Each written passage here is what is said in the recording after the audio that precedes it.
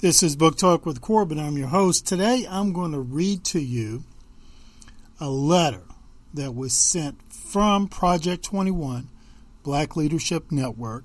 It was sent to a Bill Morrow, Morrow, CEO of DirectTV, sent to him out there in El Segundo, California. And again, this is from Project 21, Black Leadership Network. And I'm just going to read parts of it to you here and there. If you go to Project 21's website, you can get the full letter. So it starts off here, dear Mr. Monroe, we are writing regarding DirectTV's decision to remove One America News from your platform.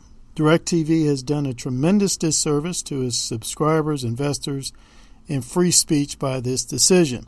We ask you to correct this error immediately by reinstating the network. And here's the next paragraph.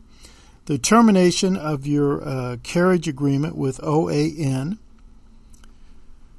One America News, was announced after political pressure was placed on your company by left-wing politicians and allied special interest groups.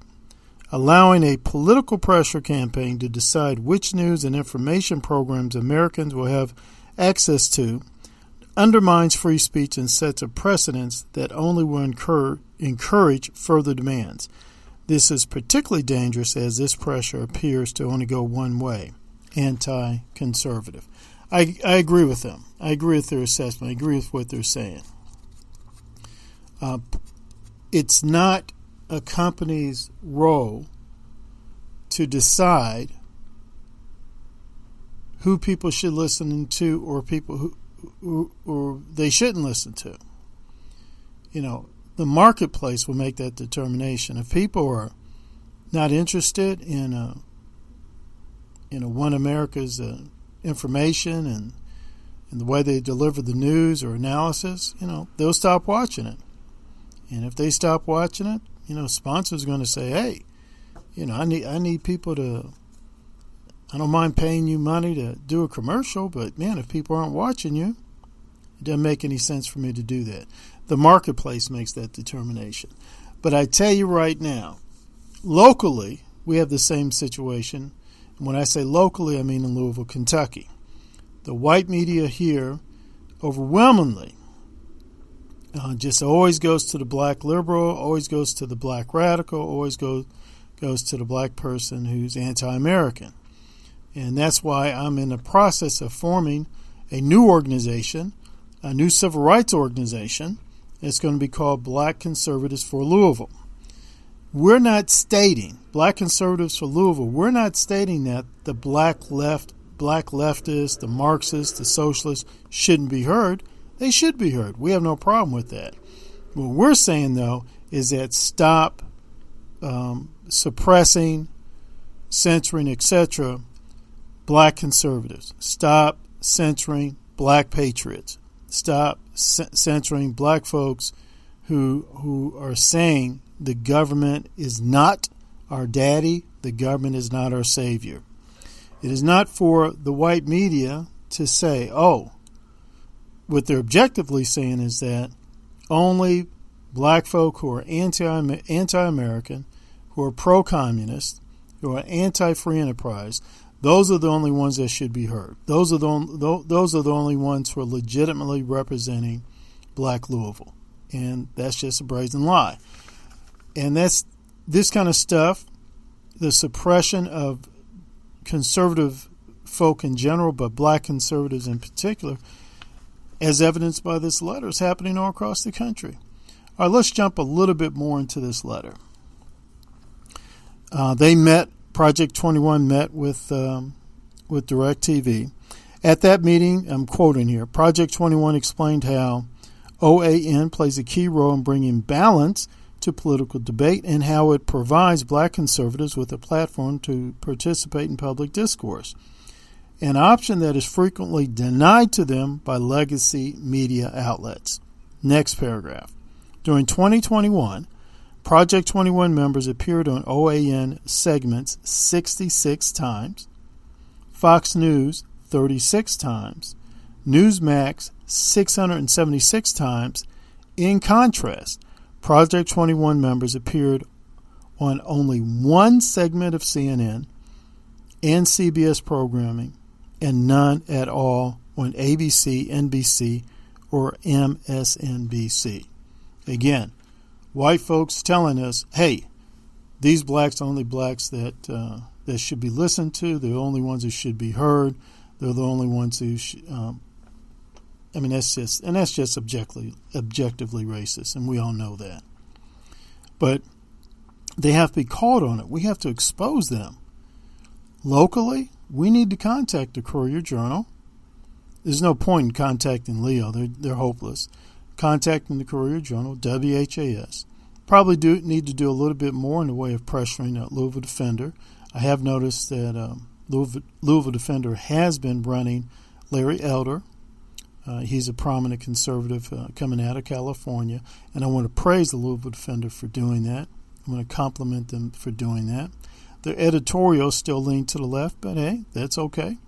Maybe that will change when they start reaching out to conservative writers and asking them to put forth an editorial too. Let me go a little bit more into this letter. DirectTV lost 1.9 million subscribers in 2021 alone, and it will only exacerbate this problem by driving conservative blacks away. And I agree with him. Look, you go woke, you go broke. That's what we need to make sure happens every time. You go woke, you go broke. We need to make sure that happens every time. It's not the role of these companies like Walt Disney to start imposing upon us absolutely insane thoughts about gender identity. I mean, you just basically, it's this whole gender activism.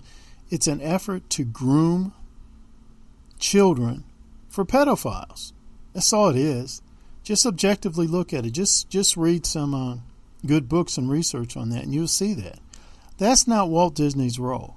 That's not why Walt Disney, the founder, started Disney. I mean, it's just ridiculous. And it's not news. It's not this DirectTV's role to start saying, "Oh, well, we're gonna only go to black liberals, black radicals, black anti-Americans. We're going to ignore black conservatives, black libertarians, black patriots, black moderates." There are some black folks in the Democratic Party. They're moderate. I mean, they're moderate in their views. They're not a bunch of nut jobs running around saying, hey, let's kill every baby around. They are moderates, black moderates within the Democratic Party who is saying, hey, I don't like what's going on with the abortion in the black community. I mean, we're just killing and killing and killing a large number of black babies. It's not the Republican Party who's operating these abortion mills. Okay? It's not Donald Trump operating these abortion mills. It's these white cultural Marxists. And they're called Planned Parenthood. And that is an organization rooted in white supremacy. And this is one thing that black conservatives consistently put out there. And that's why, and white folks don't like that. They want black folk to only speak in the way that they want them to speak. So, give voice to the black liberal, give voice to the black conservative, give voice to the black person in the Democratic Party, give voice to the black person in the Republican Party. So I just wanted to share that article, so hopefully you'll generate some discussions from folk. If you agree, disagree, if you'd like to add something to that. And there's also my way of to let people know that very soon we are starting a new civil rights organization here in Louisville, Kentucky. It's going to stay focused on Louisville politics, black Louisville politics, and it's going to be called Black Conservatives for Louisville. And we're doing this because we're getting sick and tired of only hearing from black leftists, black folk who are not patriotic, black folk who hate America. Hey, that's their business. If that's what they want, if that's where they're coming from, that's fantastic. The problem we're having is that the media is not equally covering black conservative voices, black patriotic voices. So we're in existence to make sure that happens. we're also in existence, Black Conservatives for Louisville, we're also in existence to say to family-oriented, patriotic Black organizations, we're here for you. We're going to do what we can to start an endowment and then to issue grants. They're going to be very, very small in the beginning, probably going to be extremely small for several years, but at least we're going to be in existence to do that, because we got too many white folks in these local foundations and companies who keep trying to say to us, keep trying to jam down our throats, government is your daddy, government is your savior. If you're not talking about the government being your daddy, if you're not talking about the government being your savior, we don't want anything to do with you. You're not representing the Black community.